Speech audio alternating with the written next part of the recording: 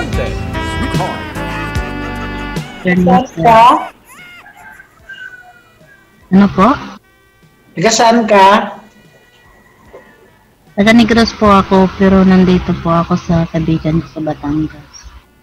Ay, Negros, Ano po? Occidental, Oriental. Occidental po. Occidental. Anong ginagawa mo dyan sa bahay ng kaibigan mo, ma'am? Nag-apply po ako dito sa papuntang Kuwait. Sabi ko na eh. Marami talaga mga sumasali dito sa Wanted Sweetheart, yung paalis na papuntang abroad.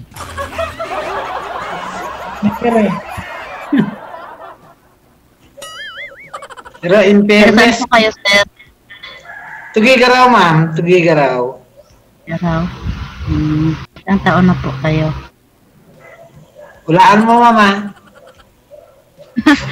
Hindi naman ako maguhula. Eh, malay mo, macambahan mo, ma'am. Kung naman grabe ka. Mga 37, 38. Ay, okay pala. Mas pinabata mo pala ako niyan, ma'am.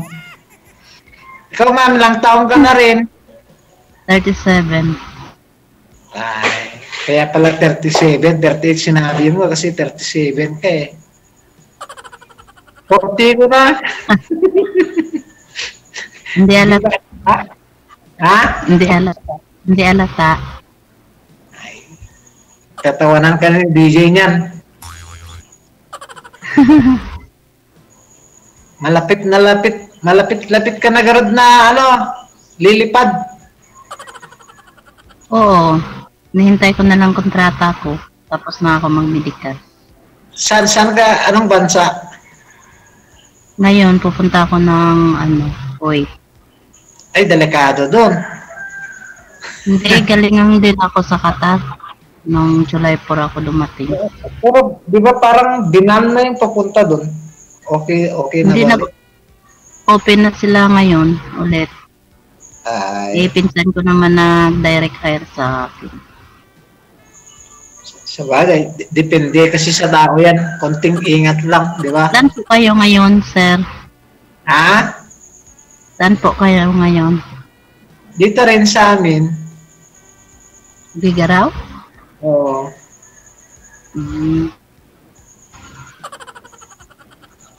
Eh, naka-standby.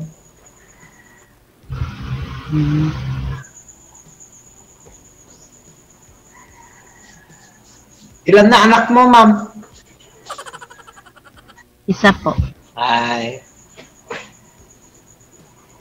Parang di halata ah. Kasi hindi mo kasama eh. Pagkasama mo, yun halata. Ilan taon naman na? 19 years old. Ay, halos magkapareho ng anak ko ah. Ilan anak to? Ng asawa mo? Isa lang din. Magto-20 nitong October 27. Lalaki? Lalaki. Babae naman sa akin. Ay, magbalae na lang kaya tayo. Second year college na yun. Saan yung anak mo? Nandun din sa Negros. Opo, sa mama ko. Ay. Eh, if you don't mind, kung okay lang sa'yo, saan na yung asawa mo? Wala na. Huwag mo na siya hanapin. Matagal na kami hiwalay. Ay, kaya nga, yung natanong ko lang, siyempre, kwento lang ba? Bakit Sinauli. sa'yo? Saan? Wag mo na rin hanapin, wala na yun, matagal na. Pero actually, yung bansa na pupuntahan mo, dyan din siya napunta eh, nung nagkahiwalay din kami. OFW. Long story. Matapos hanggang mamayang gabi to, pagka kinuwento ko eh. May inipsin. Yan na yan. Pas-ispas na yan. Oo, kung sa bagay. Nga, sabi nga nila. Igan mo na lang ngayon yung ngayon. Yung ngayon, saka yung bukas. Yung bukas at saka ngayon. Andyan ka ngayon sa Batangas, bahay ng friend mo? Mm. Bait naman ng friend mo. Ilang buwan ka na dyan? Kasi nagbabayad din ako dito, boarding house room eh. I see. Siyempre wala naman na kasing libre ngayon kahit kuryente, tubig man lang, di ba? Mhm. Yan nga eh.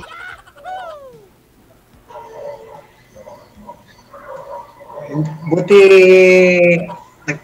naihanap din ako ni DJ Kailang hanap na siya hindi makapasok-pasok yung nahahanap niya. Bakit? Ewan ko, baka hindi talaga para sa akin. Meron na siguro nagmamay-ari.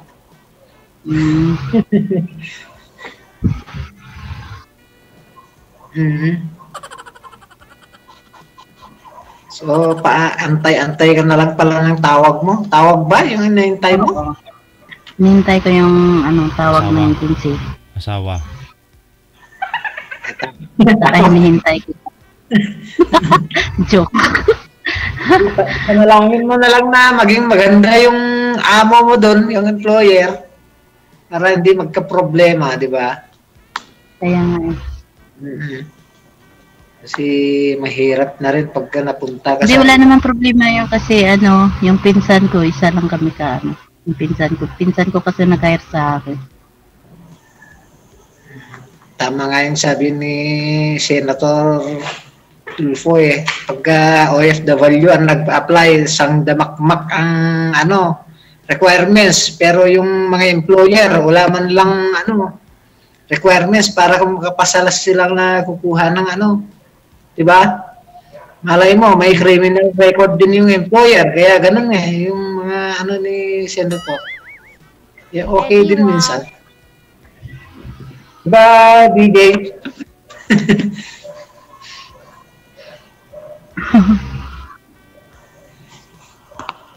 Buti si Ma'am, patawa-tawa lang din.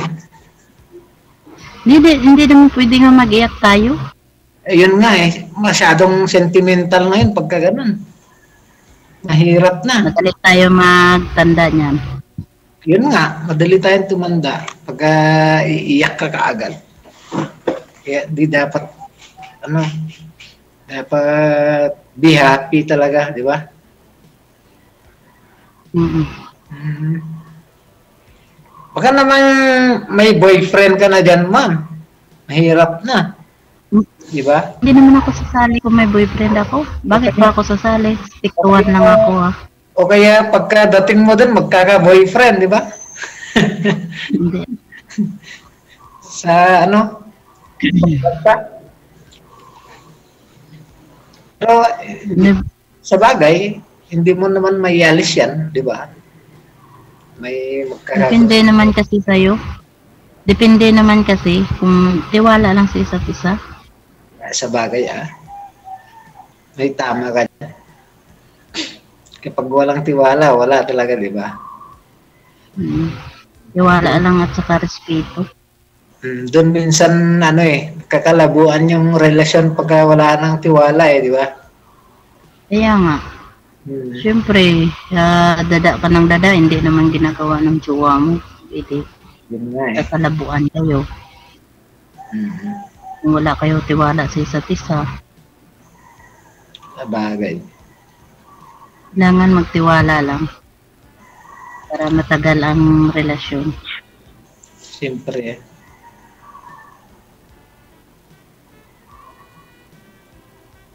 Bakit anong hanap mo sa babae?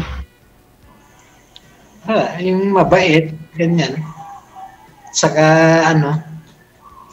higit sa lahat yung hindi man loloko, ganyan, di ba? Siyempre. Ganun din naman yung yung hanap ng isang babae sa lalaki pagka maliban lang is yung tiwala lang. Saka respeto. Tumawag ng asawa. Sige. Yung isang kaibigan ko, hindi kaibigan yung DJ. Yung yung pinsan ko ba? Kasi tinatanong ko kung tapos silang nag-apit ng mais. Mm. Oo.